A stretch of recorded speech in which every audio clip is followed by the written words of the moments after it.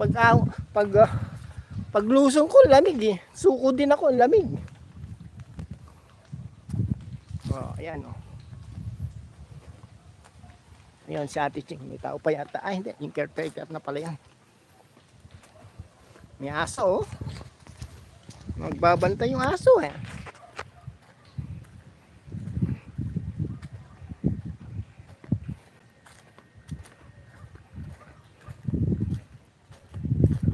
Ayan.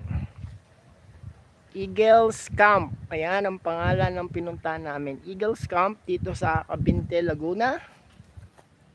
Kagabi kami dumating dito, 11 o'clock na ng gabi. Hindi nakasama yung pamangkin ko si Daniel.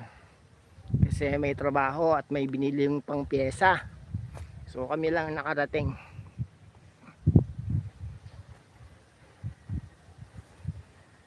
Daming puno oh.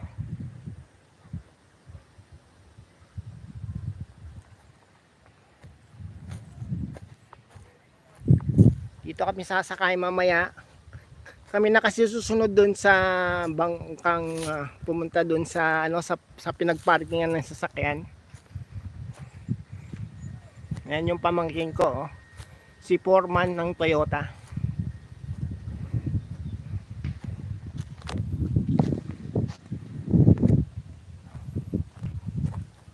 Ito yung bonfire, dito nag-bonfire, magsisigal ang ano yan oh, yan. Eh kaso umulan kagabi. Madaling araw yata umulan.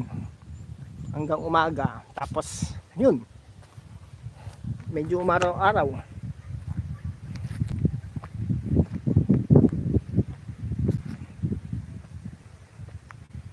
Pero kung mainit yung tubig, swimming pool, sarap siguro maligo.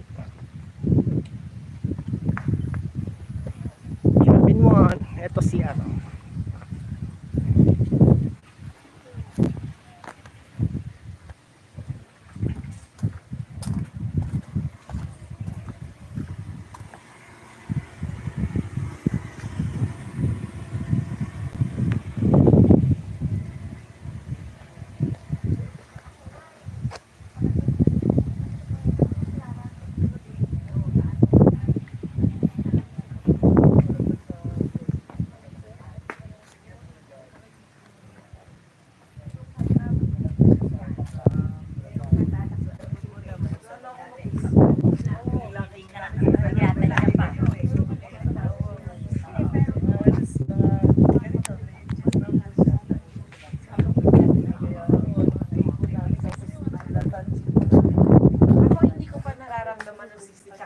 Naramdaman ko na lang nung na-i-air ko after nung parang nanghina.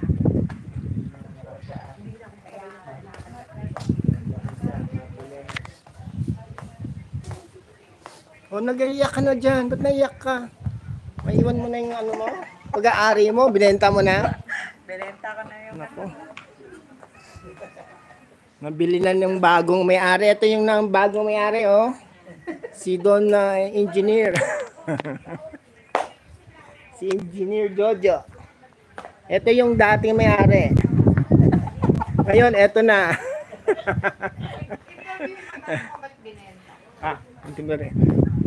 Ma'am, bakit nyo po binenta itong ganda yung pag-aari?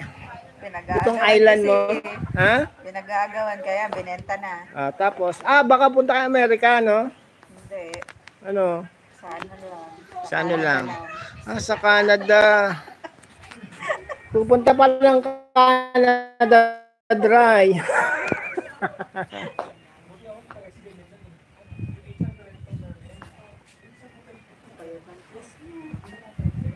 Kaya pala pupunta ng Canada, dadalawin si Chris. Eh, di ba nasa US si Chris? Canada daw.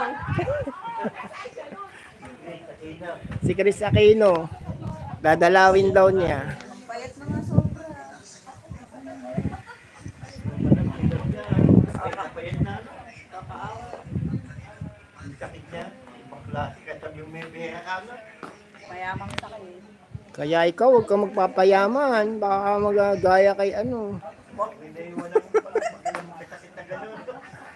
Hindi bali nang walang pera. Pero dapat lang din may pera pag may kasakit, walang pang